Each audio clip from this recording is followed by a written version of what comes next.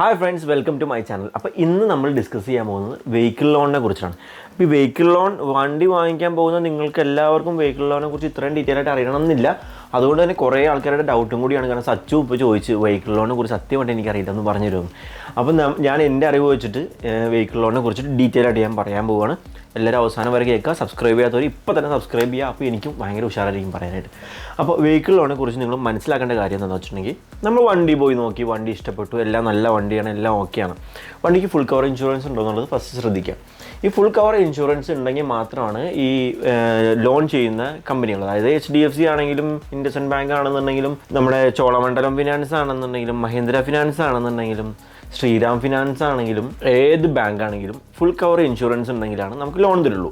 ഈ full cover ഇൻഷുറൻസിന് അവർ വെച്ചിരിക്കുന്ന മാനദണ്ഡം എന്താണെന്ന് വെച്ചിട്ടുണ്ടെങ്കിൽ, ഫുൾ കവർ ഇൻഷുറൻസിൽ ഇൻഷുറൻസ് ഡിക്ലെയർഡ് വാല്യൂ, അതായത് IDV വാല്യൂ ഉണ്ടാവും. ഈ IDV വാല്യൂ ഇൻഷുറൻസ് കമ്പനി വണ്ടിക്ക് തരുന്ന വണ്ടിയുടെ ഡിപ്രീസിയേഷൻ കണക്കാക്കിയിട്ടുള്ളൊരു വാല്യൂ. ഈ വാല്യൂ നമുക്ക് ചില ആൾക്കാർ വണ്ടി വാങ്ങിച്ചിട്ട് ഒരു 3 വർഷം കഴിയുമ്പോൾ ഈ ഇൻഷുറൻസ് ഡിക്ലെയർഡ് വാല്യൂ വളരെ കുറച്ചിടാറുണ്ട്. അതായത് ഞാൻ ഉപയോഗിക്കുന്ന എൻ്റെ വണ്ടിക്ക് നോർമൽ ഇൻഷുറൻസ് ഡിക്ലെയർഡ് വാല്യൂ 4 ലക്ഷം രൂപയാണ് ഇപ്പോൾ ഈ വണ്ടിക്ക് 5 വർഷം പഴക്കമായപ്പോൾ വേണ്ടത്. ഞാനെന്ന് വെച്ചിട്ടുണ്ടെങ്കിൽ കാശ് കുറച്ച് കിട്ടാൻ വേണ്ടിയിട്ട് 2 ലക്ഷം രൂപയാക്കിയിട്ട് ഡിക്ലെയർഡ് വാല്യൂ കുറച്ചിട്ടിട്ട് ചെറിയൊരു പ്രീമിയത്തിൽ ഞാൻ ഫുൾ കവർ ഇൻഷുറൻസ് എടുക്കാനുണ്ടായത്. അപ്പോൾ ഈ ഇൻഷുറൻസ് ഡിക്ലെയർഡ് വാല്യൂ, ഇപ്പോൾ അതെന്തോ ആയിക്കോട്ടെ, ഈ ഇൻഷുറൻസ് ഡിക്ലെയർഡ് വാല്യൂ നിങ്ങൾ നോക്കുന്ന വണ്ടിക്ക് എത്രയുണ്ടോ അതിൻ്റെ 90% അല്ലെങ്കിൽ അതിന് ഈക്വൽ ആയിട്ടുള്ള എമൗണ്ട് ആണ് എല്ലാ ബാങ്കുകളും നമുക്ക് ലോൺ തരുന്നത്. അപ്പോൾ നമ്മൾ വണ്ടി വാങ്ങിക്കാൻ പോകുമ്പോൾ ഈ ഇൻഷുറൻസ് ഡിക്ലെയർഡ് വാല്യൂ എത്രയുണ്ടെന്നുള്ളത് ഒന്ന് ശ്രദ്ധിക്കുക. ഇനി നിങ്ങൾ വാങ്ങാൻ പോകുന്ന വണ്ടിക്ക് തേർഡ് പാർട്ടി ഇൻഷുറൻസ് ആണെന്നുണ്ടെങ്കിൽ ഫിനാൻസ് ചെയ്യേണ്ട ആവശ്യം നിങ്ങളുടെ ആയതുകൊണ്ട് നിങ്ങളാണ് ആ വണ്ടിക്ക് ഫുൾ കവർ ഇൻഷുറൻസ് ഇട്ടിട്ട് അപ്പോൾ നിങ്ങൾക്ക് മാക്സിമം IDV വാല്യൂ ഇടുക. വണ്ടിയുടെ ക്വാളിറ്റി അത്യാവശ്യം നല്ല ക്വാളിറ്റി ഉള്ള വണ്ടിയാണെന്നുണ്ടെങ്കിൽ ഫിനാൻസിൻ്റെ ഒരു വാല്യുവേഷൻ ആണ് ഒരാൾ വരും. അയാളൊന്ന് വണ്ടിയൊക്കെ നോക്കിയിട്ട് നല്ല വണ്ടിയാണെങ്കിൽ അയാൾ ഈ ഡിക്ലെയർഡ് വാല്യൂ വണ്ടിയുടെ പ്രസൻറ്റ് കണ്ടീഷൻ വെച്ചിട്ട് ഒരു വാല്യൂ ഇടും. ആ വാല്യൂവിൻ്റെ 80% ആണ് നിങ്ങൾക്ക് ഫിനാൻസായിട്ട് ബാങ്ക് ആണെന്നുണ്ടെങ്കിലും പ്രൈവറ്റ് ഫിനാൻസസ് ആണെന്നുണ്ടെങ്കിലും നിങ്ങൾക്ക് അനുവദിച്ചു തരുന്നത്. ഇനി അതിനും താഴ്ന്ന സേട്ടു ഫിനാൻസ് പോലത്തെ ഫിനാൻസുകളുണ്ട്. അത്തരം ഫിനാൻസുകളെ കുറിച്ചൊക്കെ നമുക്ക് ഡിസ്കസ് ചെയ്യാം. അപ്പോൾ നിങ്ങൾ വണ്ടിയൊക്കെ പോയി നോക്കി, വണ്ടിയുടെ RC ബുക്കിൻ്റെ ഒരു നല്ല ക്ലിയർ ആയിട്ടുള്ളൊരു കോപ്പി, ആ RC ബുക്കിൻ്റെ അകത്ത് മുമ്പ് ആ വണ്ടിക്ക് ഫിനാൻസ് ഉണ്ടെങ്കിൽ ആ ഫിനാൻസ് ക്ലോസ് ചെയ്തിട്ടുണ്ടോ എന്നുള്ളത് ചെക്ക് ചെയ്യുക. RC ബുക്കിൻ്റെ ഒരു കോപ്പിയും RCയുടെ ആ കാർഡിൻ്റെ ഒരു കോപ്പിയും ഈ ഇൻഷുറൻസിൻ്റെ ഒരു കോപ്പിയും നിങ്ങളുടെ ഒരു ID കാർഡും നിങ്ങളുടെ ID കാർഡ് ആധാർ കാർഡ് ഏതെങ്കിലും 2 ID പ്രൂഫും പാൻ കാർഡ്, പിന്നെ നിങ്ങൾക്ക് ഗ്യാരണ്ടർ ആവശ്യമുണ്ടെങ്കിൽ ഗ്യാരണ്ടറായിട്ട് നിൽക്കുന്ന ആളുടെ ആധാർ കാർഡ് പാൻ കാർഡ്, ഇത്രയും ഐറ്റംസ് വെച്ചിട്ട് നിങ്ങളുടെ ഫിനാൻസിങ്, അതായത് നിങ്ങൾക്ക് ഇപ്പോൾ HDFC ലോൺ ഉണ്ട്, നിങ്ങൾക്ക് 2014 വണ്ടിയാണ് നിങ്ങൾ എടുക്കാൻ പോകുന്നതെന്നുണ്ടെങ്കിൽ നിങ്ങൾ HDFC ബാങ്കിൽ നിങ്ങൾ ഡയറക്റ്റ് പോയി ലോൺ അറേഞ്ച് ചെയ്യുക. എന്നിട്ട് അവിടുത്തെ ലോൺ എക്സിക്യൂട്ടീവിൻ്റെ അടുത്ത് മാക്സിമം ഓഫറിൽ നിങ്ങൾക്ക് ഏറ്റവും കുറഞ്ഞ പ്ലാനുകൾ എത്ര EMI വരും, ഇത്ര EMI ഇത്ര മാസത്തേക്ക് അടയ്ക്കുമ്പോൾ നിങ്ങൾക്ക് 1 ലക്ഷം രൂപയ്ക്ക് ഇത്ര മാസം കൊണ്ട് എത്ര ഇൻട്രസ്റ്റ് വരും എന്നുള്ള കാര്യങ്ങളെല്ലാം. ഈ വണ്ടി വാങ്ങിക്കാൻ പോകുന്നവർക്ക് ഒരു കുഴപ്പമുണ്ട്, കണ്ണും കാണില്ല, ചെവിയും കേൾക്കില്ല, ആരെന്ത് പറഞ്ഞാലും ഓക്കെ പറയും. പക്ഷെ അങ്ങനെയല്ല ചെയ്യേണ്ടത്. നമ്മുടെ പൈസ, നമ്മൾ ഓരോ രൂപയാണെങ്കിലും നമ്മളത് സൂക്ഷിച്ച് ചിലവാക്കുക. നഷ്ടപ്പെടുന്നുണ്ടെങ്കിൽ അത് തടയാം. അപ്പോൾ നമ്മളത് ബാങ്കിൽ പോയിരുന്ന്, HDFC ബാങ്ക് ആണെങ്കിൽ HDFC ബാങ്കിൽ പോയിരുന്നുണ്ടെങ്കിൽ അവിടുത്തെ എക്സിക്യൂട്ടീവ് നിങ്ങൾക്ക് വിശദമായിട്ട് കാര്യങ്ങൾ പറഞ്ഞുതരും. അതുപോലെ തന്നെ നിങ്ങൾ SML ഫിനാൻസ് ആണെങ്കിൽ SML ഫിനാൻസിൽ പോയിരുന്ന് ചോദിക്കുക, ഓരോ ഓഫീസിൽ നിങ്ങൾ ഡയറക്റ്റ് പോയി ചോദിക്കുക. നിങ്ങളുടെ വണ്ടിക്ക് നിങ്ങളാണ് ഫിനാൻസ് അറേഞ്ച് ചെയ്യേണ്ടത്, മറ്റുള്ളവരല്ല. തേർഡ് പാർട്ടിയാണ് ഫിനാൻസ് അറേഞ്ച് ചെയ്യുന്നതെന്നുണ്ടെങ്കിൽ നിങ്ങൾ ഒരിക്കലും നിങ്ങൾ ആ എടുക്കുന്ന ഫിനാൻസിൻ്റെ എമൗണ്ടിനെ കുറിച്ചിട്ടോ ഇൻട്രസ്റ്റിനെ കുറിച്ചിട്ടോ നിങ്ങൾ ബോദർ ചെയ്യുന്നില്ല എന്നുണ്ടെങ്കിൽ ആ തേർഡ് പാർട്ടി, അതായത് സച്ചു ഇപ്പോൾ എൻ്റെ അടുത്ത് ഒന്ന് ചോദിക്കുകയാണ്, എനിക്ക് ഫിനാൻസ് വേണം വണ്ടിക്ക്. അപ്പം ഞാൻ എന്താ പറയുക, ഓക്കെ ഞാൻ ഫിനാൻസ് റെഡിയാക്കി തരാം. ഞാൻ ബാങ്കിൽ കൊണ്ടുപോയി ഇൻട്രൊഡ്യൂസ് ചെയ്തു, എനിക്ക് കമ്മീഷൻ കിട്ടും. എനിക്ക് പെർ ലാക്കിന് 1500 റുപ്പീസ് വെച്ചിട്ട് എനിക്ക് കമ്മീഷൻ കിട്ടും. അപ്പോൾ 5 ലക്ഷം രൂപ വണ്ടിയാണെങ്കിൽ എനിക്ക് 5500 എനിക്ക് കമ്മീഷനായി. ഈ 5500 രൂപ എനിക്ക് കമ്മീഷൻ കിട്ടാൻ വേണ്ടിയിട്ട് ഞാൻ എന്ത് ചെയ്യും, സച്ചുവിന് ഏറ്റവും കൂടുതൽ ഇൻട്രസ്റ്റിൽ, ഏറ്റവും കൂടുതൽ സർവീസ് ചാർജിൽ, ഏറ്റവും കൂടുതൽ ഡോക്യുമെൻറ്റേഷൻ ചാർജിൽ നിങ്ങൾ കൊണ്ടുപോയി പെടുത്താണ് ചെയ്യുന്നത്. അപ്പോൾ അവനവൻ ഫിനാൻസ് വേണം, വെഹിക്കിൾ ലോൺ വേണമെങ്കിൽ അവനവൻ തന്നെ ബാങ്കിൽ പോയി ഡീറ്റെയിൽ ആയിട്ട് നമ്മൾ ഇത്രയും കാര്യങ്ങൾ, അതായത് നമ്മൾ ഇപ്പോൾ ഇൻട്രസ്റ്റ് കാര്യങ്ങൾ സ്കീമെല്ലാം കേട്ടു, നമുക്ക് സാറ്റിസ്ഫൈഡ് ആണെന്നുണ്ടെങ്കിൽ നമ്മൾ എന്ത് ചെയ്യും, നമ്മുടെ ആധാർ, പാന്, എല്ലാ കാര്യങ്ങളും കൊണ്ട് കൊടുത്തു കഴിഞ്ഞാൽ ഒരു സിബിൽ സ്കോർ ചെക്ക് ചെയ്യും. സിബിൽ സ്കോർ 750 ആണ്. സിബിൽ സ്കോർ ഒരു നല്ല സ്കോർ എന്നുണ്ടെങ്കിൽ ഒരു 650 ആൻഡ് എബോവ് ഉണ്ടെങ്കിൽ മിക്ക ബാങ്കുകാരും ചെയ്യുന്നുണ്ട്. 650ക്ക് താഴെയുള്ള ആൾക്കാർക്ക് ബാങ്കുകാർ ചെയ്യുന്നുണ്ട്. പക്ഷേ ആ ഒരു 650 താഴെയുള്ള ആൾക്കാരുടെ റീപേയിങ് കപ്പാസിറ്റി കുറവാണ് എന്നുള്ള നിലയ്ക്ക് അവർക്ക് മാക്സിമം ഇൻട്രസ്റ്റിലായിരിക്കും ലോൺ കൊടുക്കുന്നത്. അപ്പോൾ നല്ല കസ്റ്റമർ ആണെന്നുണ്ടെങ്കിൽ ഏറ്റവും കുറവ്. പിന്നെ പ്രത്യേകമായിട്ടൊരു കാര്യം ശ്രദ്ധിക്കുക, 18 വയസ്സ് തികഞ്ഞ അപ്പം തന്നെ മിക്ക ആൾക്കാരും, മിക്ക രക്ഷിതാക്കളും മക്കൾക്ക് ലോൺ എടുത്ത് കൊടുക്കാറുണ്ട്. ബൈക്കൊക്കെ വാങ്ങിച്ച് ലോൺ എടുത്ത് കൊടുക്കും. ഈ പിള്ളേർ ഇത് അടയ്ക്കാണ്ട് ഒരു 20-25 വയസ്സാകുമ്പോഴേക്കും സിബിൽ സ്കോറൊക്കെ ആകെ ഡൗൺ ആവും. എന്ന് വെച്ചിട്ടുണ്ടെങ്കിൽ ഈ 20-25 വയസ്സുള്ള പിള്ളേർക്കൊക്കെ ചിലപ്പോൾ ലോണിന് വരുമ്പോൾ സിബിൽ സ്കോർ ചെക്ക് ചെയ്യുമ്പോൾ 400, 300, 200 ഒക്കെ ഉണ്ടാവുള്ളൂ. കാരണം എന്ന് വെച്ചിട്ടുണ്ടെങ്കിൽ ഇവർ മുമ്പല്ല വെഹിക്കിൾ ലോൺ എടുത്തോ. ഇപ്പോൾ മൊബൈലൊക്കെ EMI കിട്ടുമല്ലോ. ഈ മൊബൈലൊക്കെ പോയി ആധാർ കാർഡ് വെച്ചിട്ട് എടുത്ത് കഴിഞ്ഞിട്ട് EMI ഒന്നും കറക്റ്റ് അടയ്ക്കാണ്ട് സിബിൽ സ്കോറൊക്കെ ഡൗൺ ആയി കിടക്കും. ഇങ്ങനെയുള്ള ആൾക്കാർക്ക് പണി കിട്ടാൻ പോകുന്നത് ഇവർ ഭാവിയിലൊരു ബിസിനസ് തുടങ്ങുമ്പോഴോ അല്ലെങ്കിൽ വല്ല കിഡ്നി മാറ്റമൊക്കെ ലോൺ എടുക്കാൻ പോകുമ്പോഴൊക്കെയാണ് ഇവർക്ക് 10 പൈസ ലോൺ കിട്ടില്ല. കാരണം അവരുടെ ഭാവി പോകുമ്പോഴച്ചോ വിദ്യാഭ്യാസ ലോണൊക്കെ എടുക്കാൻ പോകുമ്പോൾ ഇവരെ സിബിൽ സ്കോറൊക്കെ ആകെ നശിച്ചെടുക്കായിരിക്കും. അപ്പോൾ അതങ്ങനെ നമ്മളത് ശരിക്കും സിബിൽ സ്കോറിനെ കുറിച്ചിട്ട് ഒരുപാട് വീഡിയോസൊക്കെ യൂട്യൂബിലുണ്ട്, അതൊക്കെ കേട്ട് മനസ്സിലാക്കാം. അപ്പോൾ നമ്മുടെ കാര്യത്തിലേക്ക് വരാം.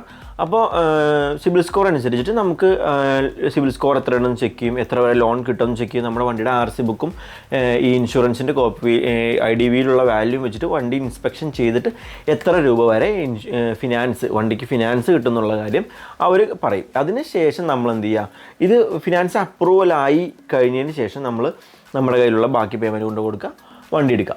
അപ്പോൾ ഇത്രയാണ് ഇതിൻ്റെ പ്രൊസീജിയർ. ഇനി നെക്സ്റ്റ് അടുത്തതായിട്ട് നിങ്ങൾ ഈ അപ്രൂവൽ ആവുന്ന നേരത്ത് നിങ്ങൾക്ക് ചെക്ക് ലീഫ് വേണ്ടി വരും, ഫോട്ടോ, വീടിൻ്റെ ലാൻഡ് ടാക്സ് അടച്ചതിൻ്റെ കോപ്പി, അങ്ങനെ ഒരുപാട് ഡോക്യുമെൻറ്റ്സ് വേണ്ടി വരും.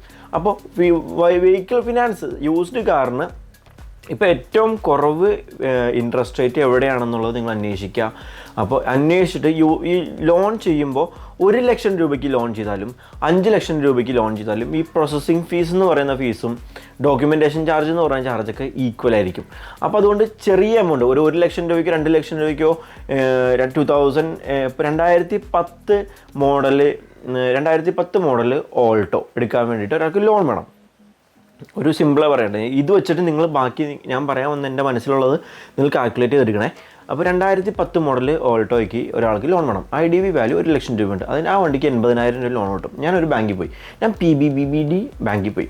ആ ബാങ്കിൽ ചെന്നപ്പോൾ പറഞ്ഞു, സാർ ഇങ്ങനെ ലോൺ വേണം. അപ്പോൾ ആൾ പറയണം, ഓക്കെ തരാമല്ലോ, എത്ര രൂപ വേണ്ട? 80,000 രൂപ, 1 ലക്ഷം രൂപ IDV ഉണ്ട്, അപ്പോൾ എനിക്ക് 80,000 രൂപ വേണം. അപ്പോൾ ആൾ പറയും, ശരി 70,000 രൂപ ലോൺ തരാം, അപ്പോൾ നിങ്ങൾക്ക് സിബിൽ സ്കോറൊന്നും കുഴപ്പമില്ല, നോ ഇഷ്യൂസ്.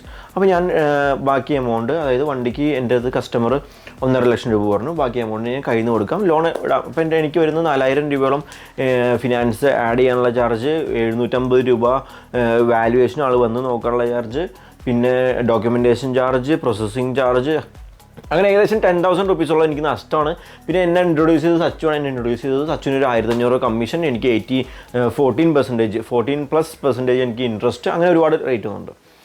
ഇത്തരത്തിൽ ഫിനാൻസ് പോയി നമ്മൾ എടുക്കുമ്പോൾ ചെറിയ വണ്ടിക്ക് ചെറിയ എമൗണ്ട് ഫിനാൻസ് എടുക്കുമ്പോൾ വൻ നഷ്ടമാണ് സംഭവിക്കുന്നത്.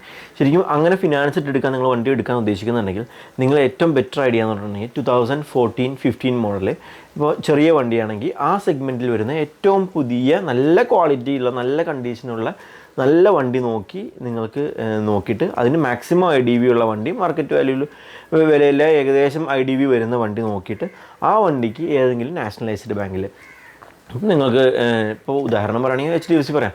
കാരണം കമ്പാരിറ്റീവ്ലി HDFC ബാങ്കിൽ വെഹിക്കിൾ ലോണിന് ഇൻട്രസ്റ്റ് കുറവാണെന്നാണ് ഞാൻ കേട്ടിട്ടുള്ളത്. ആ ഒരു മറ്റ് കമ്പാരിസൺ വെച്ച് നോക്കുമ്പോൾ ഇപ്പോൾ എനിക്ക് ഇനി ആധികാരികമായിട്ട് ഇന്ന ബാങ്ക് നല്ലതാണ് എന്ന് എനിക്ക് പറയാൻ പറ്റില്ല, ഒരിക്കലും അങ്ങനെ വിചാരിക്കരുത്. അപ്പോൾ പോട്ടെ, HDDDD ആ ബാങ്കിൽ, അപ്പം നമ്മൾ ആ ബാങ്കിൽ പോവുക, നമ്മുടെ അക്കൗണ്ടിലുള്ള ഏത് ബാങ്കാണോ അവിടെ പോയി ചോദിക്കുക. അതിന് തന്നെ എനിക്ക് ഞാൻ ഇന്ന മോഡൽ ഇത്രയും പുതിയ വണ്ടി എടുക്കാൻ പോകുന്നത്, അപ്പോൾ പുതിയ വണ്ടിയാണ്, ഇത്ര കിലോമീറ്റർ ഓടിയിട്ടുള്ളൂ, ഇത്ര IDV ഉണ്ട് എന്ന് പറയുമ്പോൾ അപ്പോൾ നമുക്ക് മാക്സിമം ലോൺ കിട്ടും. അപ്പോൾ ഈ 80,000 രൂപ എടുക്കുന്നവന് ഉള്ള ഇൻട്രസ്റ്റിൻ്റെ റേറ്റും ഇവൻ്റെ തിരിച്ചടവിൻ്റെ കാലാവധി കുറവായിരിക്കും, പെട്ടെന്ന് അടച്ചു തീർക്കണം.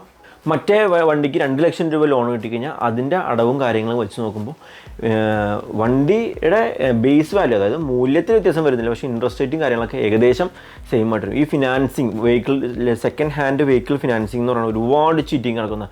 കാരണം ഈ വാല്യുവേഷൻ നോക്കുന്ന ആൾക്ക് നമ്മൾ പേയ്മെൻറ്റ് കൊടുക്കേണ്ട കാര്യമില്ല, ഡോക്യുമെൻറ്റേഷൻ നമ്മൾ പേയ്മെൻറ്റ് കൊടുക്കേണ്ട കാര്യമില്ല, ഈ നമ്മുടെ ഫിനാൻസ് ആഡ് ചെയ്യുന്നതിന് നമുക്ക് പേയ്മെൻറ്റ് കൊടുക്കേണ്ട കാര്യമില്ല. പക്ഷേ ഇതൊക്കെ റൂൾ വെച്ചിട്ട് നമ്മളെ വിറ്റ് കാശുണ്ടാക്കുന്ന ഒരുപാട് ഫിനാൻസ് കമ്പനിക്കാരുണ്ട്. അപ്പോൾ വെഹിക്കിൾ ഫിനാൻസ് ഒരിക്കലും വണ്ടി വിൽക്കുന്ന ഒരാൾ അറേഞ്ച് ചെയ്ത് കൊടുക്കേണ്ടതല്ല. വെഹിക്കിൾ ഫിനാൻസ് നമ്മളെടുക്കുന്ന ലോണാണ്, അതിൻ്റെ ആ തിരിച്ചടവ് നമ്മളാണ് എടുക്കേണ്ടത്. അപ്പോൾ എല്ലാവരും അവനവന് ലോൺ എടുക്കേണ്ടത് അവനവനായിരിക്കണം, തേർഡ് പാർട്ടി അല്ല. നമ്മൾ വെഹിക്കിൾ ഫിനാൻസിന് അർഹനാണോ, നമുക്ക് കിട്ടുമോ എന്നുള്ള വിവരങ്ങൾ അറിയാനായിട്ട് നമ്മൾ നമ്മുടെ ബാങ്കിൽ പോവുക, നമ്മൾ ഡയറക്റ്റായിട്ട് അന്വേഷിക്കുക. എല്ലാ ഫിനാൻസിൻ്റെ ഓഫീസുകളും നമ്മുടെ സറൗണ്ടിങ്ങിലുണ്ട്. അപ്പോൾ പറഞ്ഞു കൺക്ലൂഡ് ചെയ്യാം. പറഞ്ഞു വന്നെന്താണെന്ന് വെച്ചിട്ടുണ്ടെങ്കിൽ, നമ്മൾ ഫിനാൻസ് ഇട്ട് വണ്ടി എടുക്കുകയാണെങ്കിൽ നിങ്ങൾ നോർമൽ, അതായത് നിങ്ങളെടുക്കുന്ന വണ്ടി മോഡൽ കുറഞ്ഞ വണ്ടിയാണെങ്കിൽ അതിന് ഫിനാൻസ് ചെയ്യുമ്പോൾ ഉള്ള ഇൻട്രസ്റ്റ് റേറ്റും തിരിച്ചടവ് കാലാവധിയും എല്ലാം കുറവായിരിക്കും എന്നുള്ളതുകൊണ്ട് നിങ്ങൾ എന്തായാലും ഫിനാൻസിട്ട് വണ്ടി എടുക്കാൻ തീരുമാനിച്ചു. അപ്പോൾ നിങ്ങൾ എന്ത് ചെയ്യുക, കുറച്ചുകൂടി മോഡൽ കൂടിയ വണ്ടി, അപ്പോൾ 2012 വണ്ടി എടുക്കുന്ന ആൾക്കാർ 2012 ഒക്കെ നല്ല എടുക്കുന്ന സെയിം വണ്ടിയുടെ കുറച്ച് മോഡൽ കൂടി വണ്ടി ഏതെങ്കിലും നല്ല ബാങ്കിൽ നിന്ന് ഇൻട്രസ്റ്റ് റേറ്റ് മാക്സിമം കുറച്ച് ഫിനാൻസ് ചെയ്തെടുക്കാൻ ശ്രമിക്കുക. അതുപോലെ തന്നെ തിരിച്ചടയ്ക്കുന്നവർ ഇനിയെങ്കിലും കുറച്ച് ഉണരു ഉപഭോക്താവേ. കാരണം നിങ്ങൾ തിരിച്ചടയ്ക്കുന്നത് നിങ്ങൾ കറക്റ്റായിട്ടല്ല തിരിച്ചടയ്ക്കുന്നുണ്ടെങ്കിൽ നിങ്ങൾക്ക് ഭാവിയിൽ ലോൺ കിട്ടില്ല. നിങ്ങളെ സിബിൽ സ്കോറിനെ കുറിച്ചിട്ട് നിങ്ങൾ നിർബന്ധമായും ബോധവാന്മാരാവണം. അപ്പോൾ തിരിച്ചടവിലും ആ ഒരു ഉത്സാഹം കാണിക്കുക, അത് നമ്മൾ അത്രയും കെയർ ചെയ്യുക. കാരണം നിങ്ങളൊക്കെ എല്ലാവരും കെയർ ചെയ്യുന്ന ആൾക്കാരാണ്. ഇപ്പോൾ എല്ലാവരും ബോധേഡായി അതിനെക്കുറിച്ചിട്ട്. എന്നാലും ഈ വീഡിയോ ഫുള്ള് കാണുന്ന ആർക്കെങ്കിലും അറിയാത്തുണ്ടെങ്കിൽ അവർക്ക് വേണ്ടിയിട്ടാണ് ഞാനിത് പറഞ്ഞത്. അപ്പോൾ അത്തരത്തിൽ നിങ്ങൾ ഫിനാൻസിങ് എന്നുള്ളത് നിങ്ങൾ തന്നെ അന്വേഷിച്ച് നിങ്ങൾക്ക് ഏതാണ് ബെറ്റർ ബാങ്ക്, നിങ്ങൾക്ക് ഏതാണ് ബെറ്റർ ഫിനാൻസ്, നിങ്ങൾക്ക് ഏതാണ് ബെറ്റർ ഇൻട്രസ്റ്റ് റേറ്റ്, അത് കണ്ടെത്തി നിങ്ങൾ ചെയ്യാൻ ശ്രമിക്കുക. അപ്പോൾ ഈ വണ്ടി നോക്കുമ്പോൾ അതിൻ്റെ കൂടെ തന്നെ IDV വാല്യൂ കൂടി നിങ്ങൾ നോക്കുക. അതിനെ ബേസ് ചെയ്തിട്ടാണ് നിങ്ങൾക്ക് ലോൺ കിട്ടുന്നത്. പിന്നെ പ്രീമിയം സെഗ്മെൻറ്റ് കാറുകൾ, അതായത് ഷെവർലെറ്റിൻ്റെ വണ്ടികൾക്ക് നമുക്ക് ലോൺ എവിടെയും കിട്ടില്ല.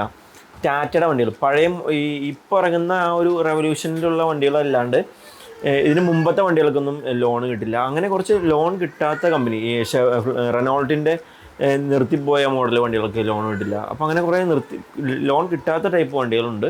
പക്ഷെ അത്തരം വണ്ടികൾക്ക് ചില ഫിനാൻസുകൾ ലോൺ ചെയ്യുന്നുണ്ട് ഹൈ ഇൻട്രസ്റ്റ് റേറ്റിൽ. അപ്പോൾ ആരെങ്കിലും ഫിനാൻസ് കിട്ടാത്ത വണ്ടിക്ക് കിട്ടും, ഞാൻ വാങ്ങിത്തരാം എന്ന് പറയുവാണെങ്കിൽ അതിൻ്റെ ഇൻട്രസ്റ്റ് റേറ്റും കൂടി നിങ്ങളൊന്ന് കാൽക്കുലേറ്റ് ചെയ്തിട്ട് അത് ലാഭമാണോ നഷ്ടമാണോ എന്നുള്ളതും കൂടി ഒന്ന് ചെക്ക് ചെയ്യാം കേട്ടോ. അപ്പോൾ വീഡിയോ എല്ലാവർക്കും ഇഷ്ടപ്പെട്ടെന്ന് വിചാരിക്കുന്നു. കൂടുതൽ ഇൻഫോർമേറ്റീവ് ആയിട്ടുള്ള വീഡിയോസുമായി വീണ്ടും കാണാം. ബൈ.